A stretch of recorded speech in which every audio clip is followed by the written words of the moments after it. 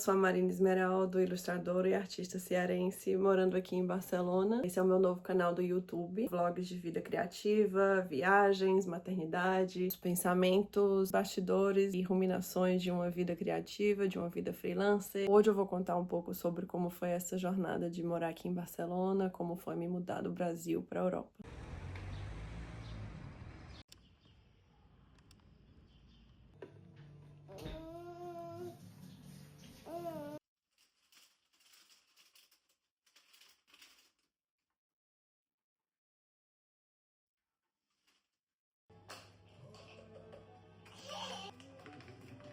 Yeah, 'cause I assumed you might split a bit later. Sure.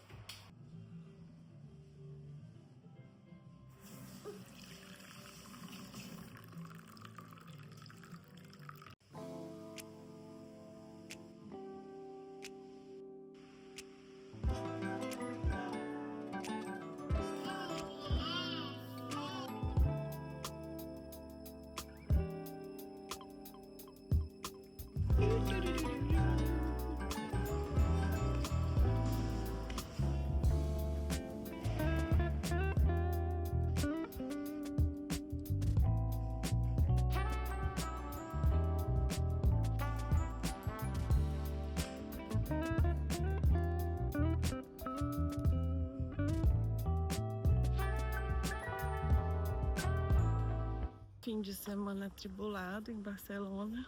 Tivemos o fim de semana do Festival Off, grande festival internacional de design, no qual eu participei como instalação. Teve uma festa, um mixer da empresa Back Becken e convidado a um jantar da Adobe. Vamos lá, vamos acompanhar esses momentos.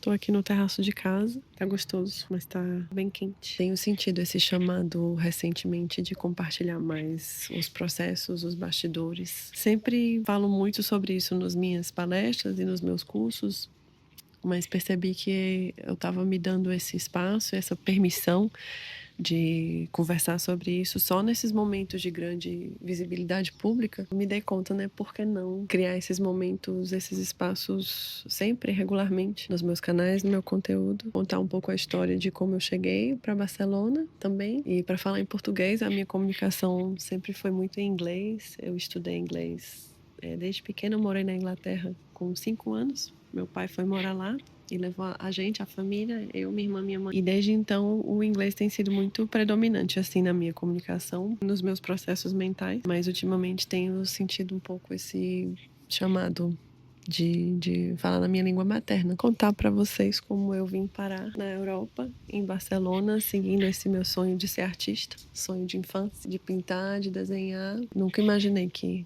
fosse parar aqui, mas moro aqui há 15 anos já, e eu sei que tem muita gente que tem esse sonho, e senti um pouco realmente de compartilhar, de contar essa história. Eu vim estudar um mestrado em Design, Arte e Espaço Público na Escola Elisava, uma escola de design aqui de Barcelona. Vim para ficar 10 meses e fiquei aqui esses 15 anos, quase 13 anos já de trajetória como artista. Eu me formei em arquitetura na Federal do Ceará, fiz um intercâmbio em Roma, na Itália. Nunca esqueci, assim, a Itália. Me marcou muito. E foi nessa época, morando na Itália que eu conheci Barcelona pela primeira vez, visitei com uma amiga e me apaixonei por Barcelona imediatamente. Eu acho que isso é muito comum.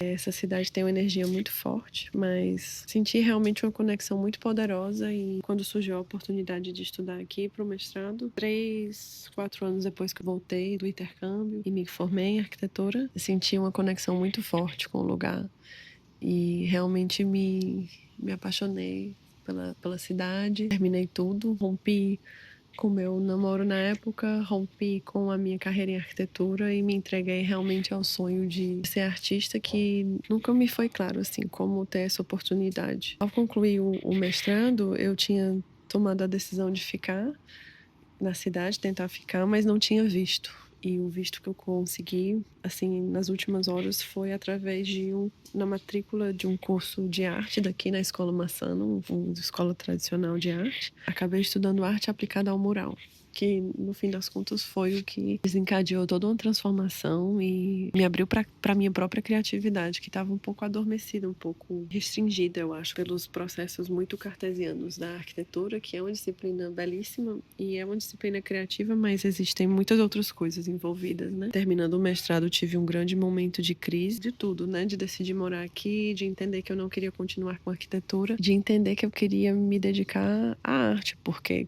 ao fazer esse curso de arte, desencadearam muitos processos internos de, nossa, realmente eu preciso voltar às minhas origens, à origem das minhas paixões e realmente me dedicar a esse sonho. E eu tive realmente um insight fulminante, uma noite qualquer, que eu poderia me dedicar à ilustração, à arte comercial, junto à minha bagagem do design, né, com a minha paixão pela arte. E foi todo um processo de desenvolver minha linguagem artística, meu estilo de desenho, minha voz como ilustradora, que segue em evolução, em expansão, em desenvolvimento. Mas eu entendi naquele momento que era algo que eu poderia realmente buscar. E joguei, encontrei plataformas nas quais o meu trabalho se encaixaria. Basicamente saí mandando e-mail para cima e para baixo, pedindo introduções aos contatos que eu tinha. Na época, eu escrevia para um blog de design chamado Minimalíssimo, e um designer me escreveu para compartilhar o projeto no Minimalíssimo, e eu vi que ele trabalhava na revista online Refinery 29, que tinha um estilo de ilustração muito vibrante e que se encaixava muito com o meu estilo, o meu portfólio que eu tinha desenvolvido, e foi aí o meu primeiro grande projeto com um bom orçamento e que me fez entender que eu poderia continuar essa jornada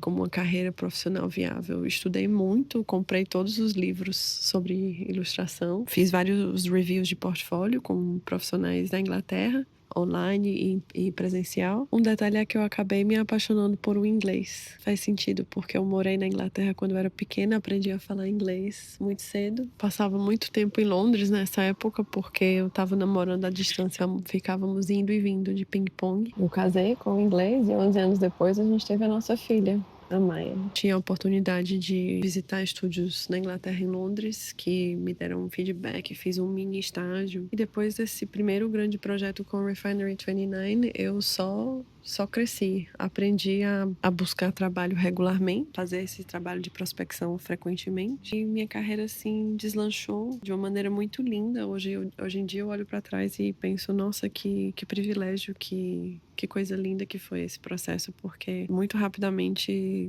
ganhei espaço em revistas, em jornais, tanto com comissões, com projetos pagos, como em entrevistas e pessoas interessadas em conversar comigo sobre o meu trabalho. Naquela época, 10 anos, a indústria da ilustração era um pouco diferente. Eu acho que esse momento que a gente está vivendo na indústria da ilustração são momentos de transformações intensas, tanto a nível coletivo como individual. Sim, existem fatores externos de instabilização, como as tendências de mercado que oscilam entre fotografia e ilustração.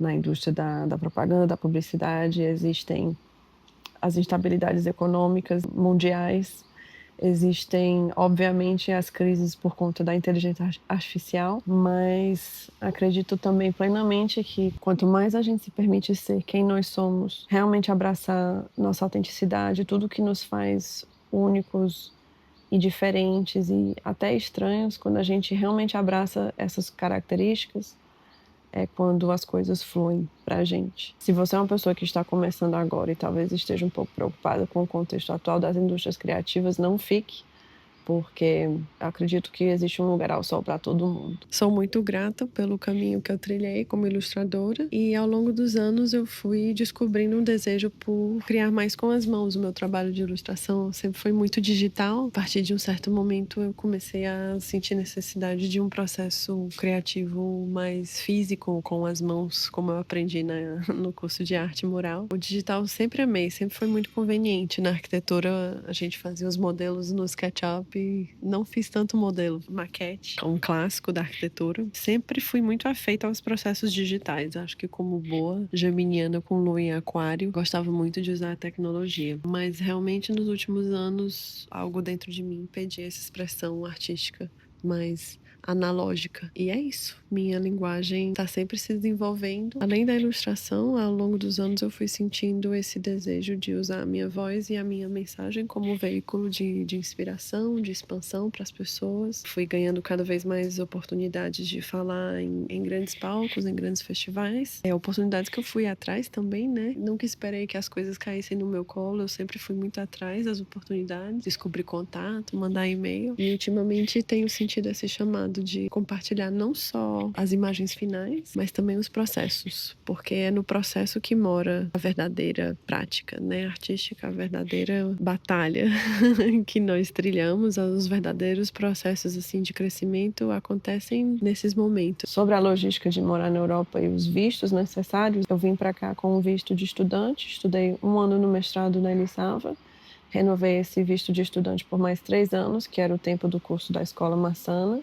E era um curso integral, então foi bem punk. E depois disso eu casei com o James, meu marido inglês. Na época a Inglaterra ainda não tinha saído do Brexit. Então eu recebi a residência na Espanha por conta do meu casamento com ele. E eu dei entrada no processo de cidadania, que existem serviços gratuitos aqui do governo que auxiliam as pessoas a dar entrada no visto. Isso é muito legal. Demorou alguns anos, uns 2 ou 3 anos, e deu certo. Depois de 7 ou 8 anos morando na Espanha, eu me tornei cidadã e já fazem 15 anos que eu moro aqui. A burocracia para imigrar, só sabe quem passa por esse drama, mas é perfeitamente possível, é só saber dar os nossos pulos, saber dos trâmites, juntar a informação direitinho, ser organizado. Adoro meu ascendente virgem, que com certeza me ajudou muito nesse processo.